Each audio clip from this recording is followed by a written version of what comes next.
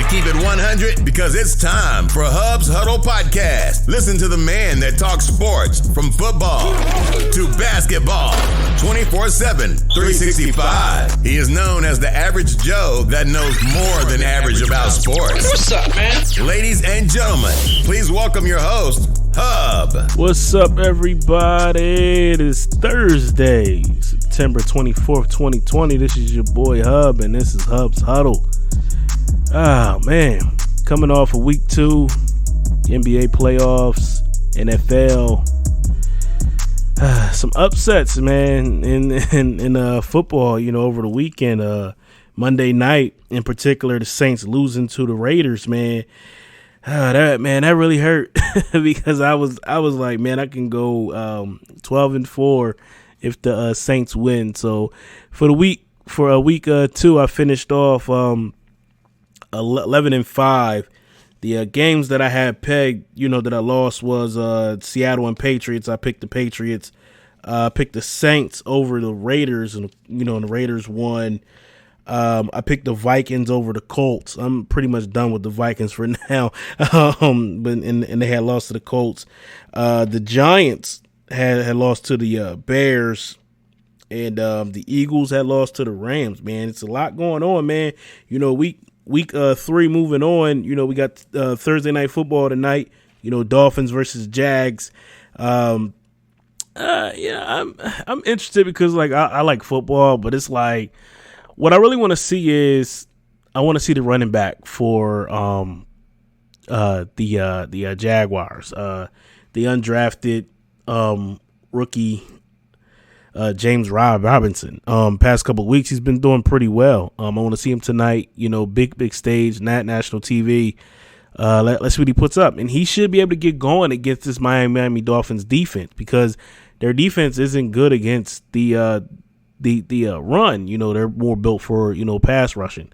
So that's a matchup in itself too. Seeing how the Dolphins defense going to match up against the Jaguars in the run game, where they're going to put pressure on Gardner Minshew. It's a couple things to watch. The Jaguars defense is looking okay. I mean, hey, look, I'm all right.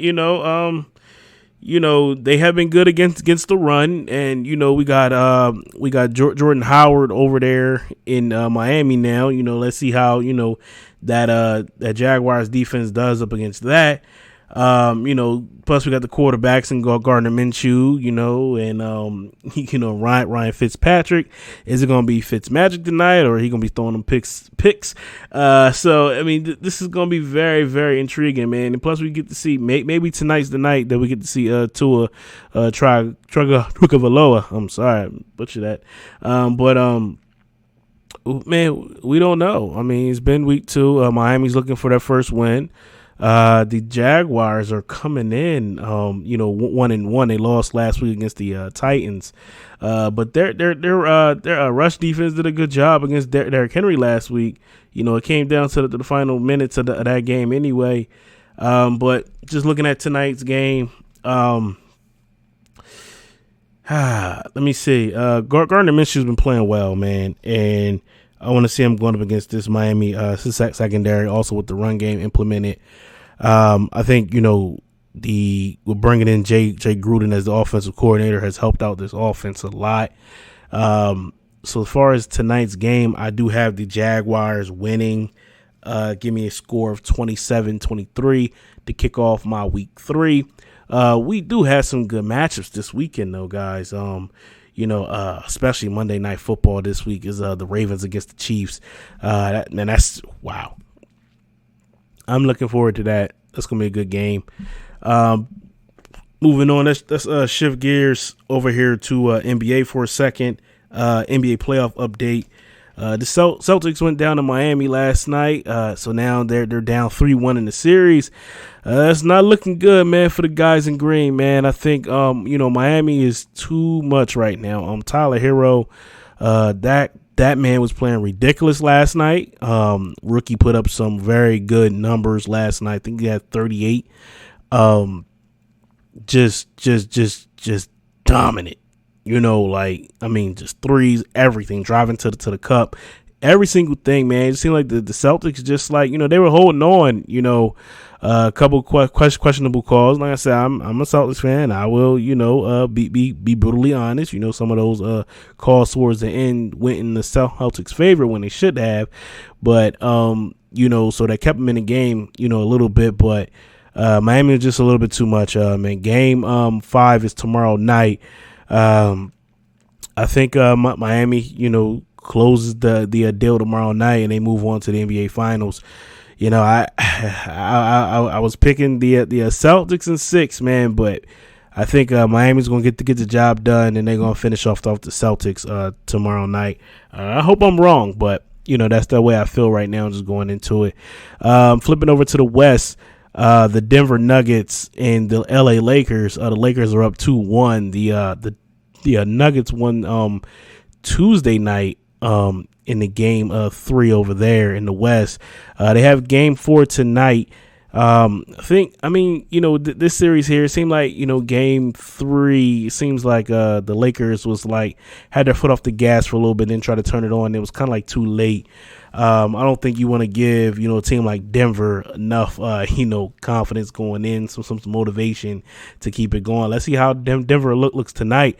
I know the bigs for the Lakers, I think they combined for like 6 rebounds or something like that. It was just terrible. I think they're going to have a better game tonight, but game 4 is tonight on TNT. I'm looking forward to that. But flipping back to the NFL, man, we had some things, man. The Cowboys with their comeback win over the weekend against the Falcons. Just a bonehead special teams play by the Falcons. They waited for that ball to go 10 yards before they even tried to do anything to it. I hope they did know that they could have, got the ball before it went 10 yards. Didn't have to go 10 yards for them to touch it. The Cowboys ended up recovering an onside kick, ended up going downfield and winning the game. Crazy. Remembrance of that Super Bowl with Atlanta at 28-3. This right here was just bad. Bad special teams. The players, just bad. Then we got Philadelphia. They go down, 0-2 for the year. They lost to the Rams. Looking for them to bounce back this week against the Bengals. We'll see what happens. Carson Wentz still, struggles. Living in this area, I get to hear a lot of the Philadelphia radio, and it's not looking so good for little Carson over there. He's going to have to go get it together, man. It's certain things that I was picking up. I was watching that game. I had that on. I had the Buccaneers and the Panthers game. Panthers suck, by the way. But just looking at it, like Philly with Carson, it just seemed like he didn't. I don't see any progress. From rookie season on, he still stares down his receivers, and he certain thing, like he still doesn't throw it away. Like if you under pressure, man, you got to throw that thing away. Hopefully, they rebound this week against the Bengals. The Bengals are coming in 0-2 as well. So, the battle of 0-2s, man. Somebody got to come out with a win. Then, of course, the Sunday night football game.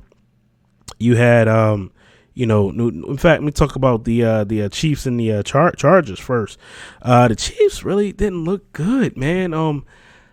I know they turned it on and they came back and tied it up 17-17, but through that whole game, man, they just looked like the Chargers was doing pretty well, and they threw in a curveball. Tyrod Taylor didn't start. He was ruled out of the game. Got a punctured lung somehow from one of the medical staff for the Chargers.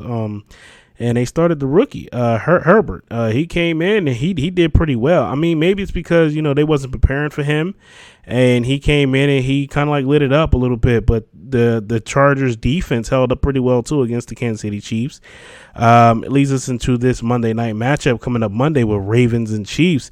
Right now, the Ravens look like the best team in football, man. They took care of business against the Texans on Sunday. They look dominant. They look dominant in week 1. Let's see how they fare against the Chiefs on Monday Night Football. It's going to be an exciting matchup. Lamar Jackson reigning MVP versus the MVP from 2 years ago, Patrick Mahomes, also Super Bowl winning quarterback Patrick Mahomes. Then we had the Sunday Night Football game. Patriots in Seattle. That was a pretty good game, man. It came down to the wire on the goal line. Cam tried to, do like a quarterback draw. He got stuffed on the goal line. He said at the end that he should have bounced to the outside. I rewatched the tape, the game, and yeah, the outside was there. If he would have bounced out, he could have scored. But just some takeaways from that, man. Seattle, DK Metcalf had his day. He took Stephon Gilmore's lunch and ate it. Stephon Gilmore's my guy, man. But DK Metcalf too big, too fast. Was just too physical for Gilmore out there on Sunday Night Football. Looking at the Patriots on the Patriots side, man, they're missing they need a wide receiver. I know Cam said on the radio Monday on Tuesday that he got all they have all the guys that they need, but personally, I do think they need like a wide receiver, somebody, to stretch the field, also to keep the pressure off of Julian Edelman. Edelman had a career day on Sunday Night Football. He had 79 yards receiving. N'Keal Harry also had a big game. It just seems like, these the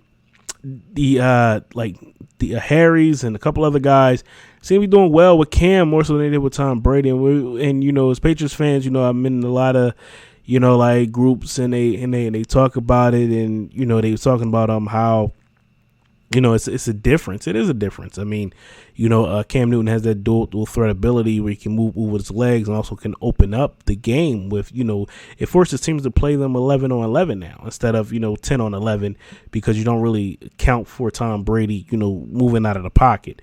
But overall, man, that right there was a good game, and it came down to the wire. Also, man, condolences, man, to James White and his family. If you guys didn't hear, moments before kickoff, they have tweeted out his father was killed in a car accident. His mother was in the car too, and she is in critical. She was last listed in critical condition. I don't have any updates on that, but condolences to James White and his family. Hopefully everything works out for his mother. Hope she goes ahead and pulls through. But other than that, man, listen, tonight we got Thursday Night Football, week 3 kicking off. We got NBA basketball on TNT, a night full of sports once again. This is great. Got NBA in the bubble, NFL, minimum to no fans. You get to hear all the crunches, the hits and everything on the field. It's amazing. I thought before that it was going to be kind of like Dog without any fans, but you actually get to hear like the actual hits and also get to hear the players talk on the field. So that's pretty cool. It gets you very, very close to the game. But that's it for me. I'm going to wrap up with that. Like I said, man, I got the Jaguars tonight, 27-23 over the Dolphins. So that's it for me tonight, guys. I'll be back over the weekend to go over the update on the NBA playoffs and also go over my remaining picks for week 3. So until next time, man, y'all be good, y'all be safe, y'all be blessed. It's your boy Hub, and I'm out. Peace.